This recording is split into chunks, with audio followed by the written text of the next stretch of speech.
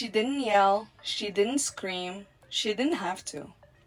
Because when you work for Anna Wintour, silence is violence. In the world of fashion, there's Rich and then there's Anna Wintour. But behind the sunglasses and bob lies something darker. A reputation, not for genius, but for tyranny. This is a story of Vogue's most powerful editor and the assistants who lived to tell the tale.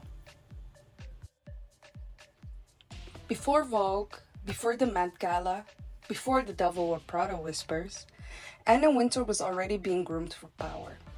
She was born in London in 1949 into a world of privilege and elite access.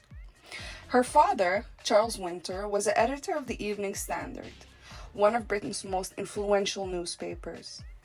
He was known as Chilly Charlie. So yes, the ice coldness runs deep in the family. Anna was sent to private school but dropped out of North London Collegiate at 16, famously saying, "You either know fashion or you don't." She didn't go to college. Instead, she launched directly into the fashion world. And by launched, I mean fast-tracked through her father's media connections.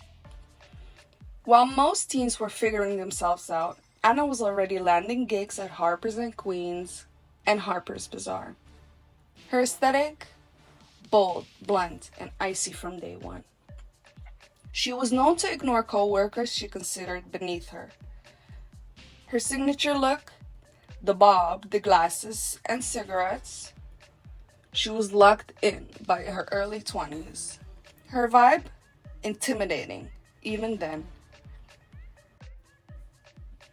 Anna moved to New York in the late 70s and quickly rose through Condé Nast. By 1988, she became editor-in-chief of Vogue, and within a few years, she transformed it into the most powerful fashion magazine on the planet. Her power was absolute. She could make or break careers, not just models, but designers, photographers, and most of all, celebrities. If Anna said no, it was over. She championed the high-low, putting jeans with couture, and became famous for pushing fashion forward. But she also enforced brutal standards behind the scenes. Her workplace became a battleground of nerves and unspoken rules.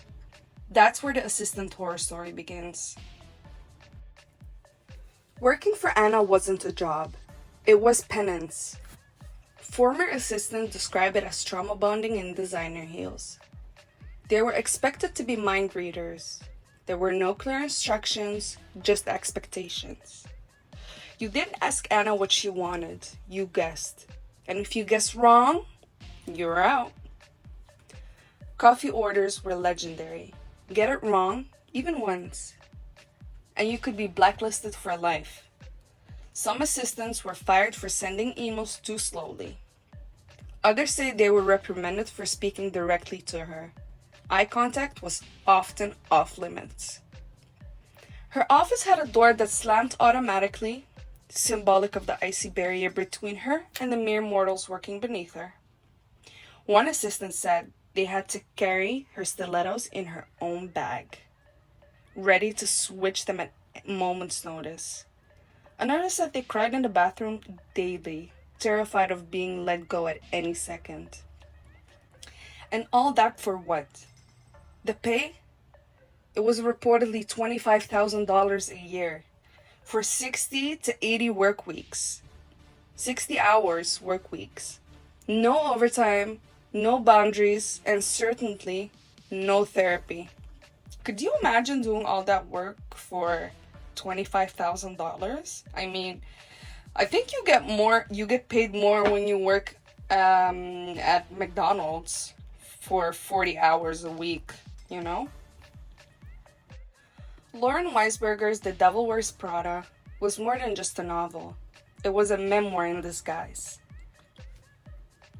She was Anna's former assistant, and Miranda Priestley, that's Anna with the volume turned down.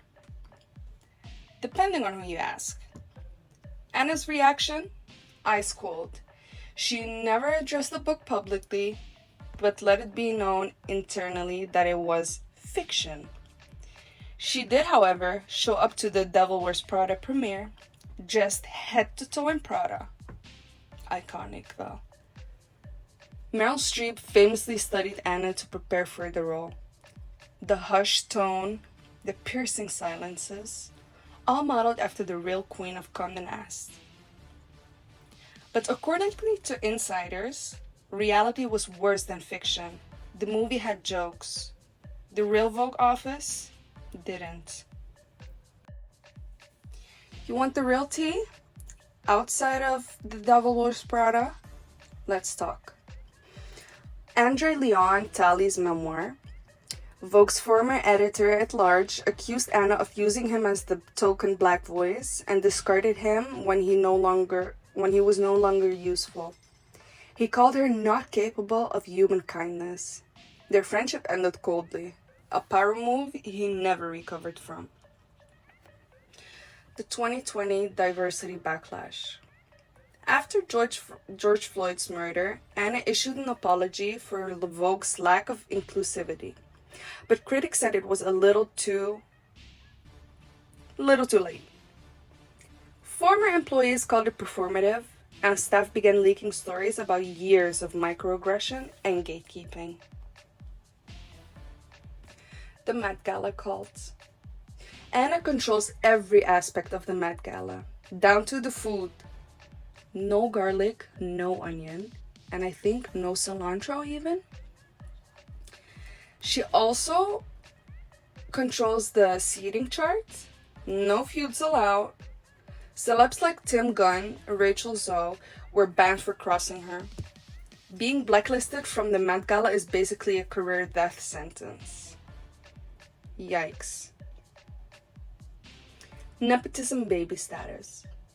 Anna was never a struggling intern. Her father's influence opened doors most people don't even get to knock on. Her success may be historic, but it's also deeply rooted in wealth, privilege, and access. Plastic surgery rumors. Whispers have long circulated that her allegedly extensive cosmetics work, but of course no comment, her face stays still, the mystery stays intact. This is all alleged. Anna is now Condé Nast's Chief Content Officer, overseeing multiple magazines globally. An empire of influence, but cracks are showing. Gen Z doesn't fear her the way millennials did. TikTok users are naming names. Anonymous assistance accounts are blowing up. Even Vogue's grip on fashion relevance is slipping in the Instagram age. Will Anna step down, retire, evolve, or will she stay on the throne until she can't literally walk in those Louboutins anymore? One thing for sure, she changed fashion. But honestly, at what cost? So, was it worth it? The careers built, the lives broken, the legacies left? Let me know what your favorite Devil Wears Prada line is or the worst boss you ever had. Thank you so much for watching, and I hope to see you in the next video. Bye!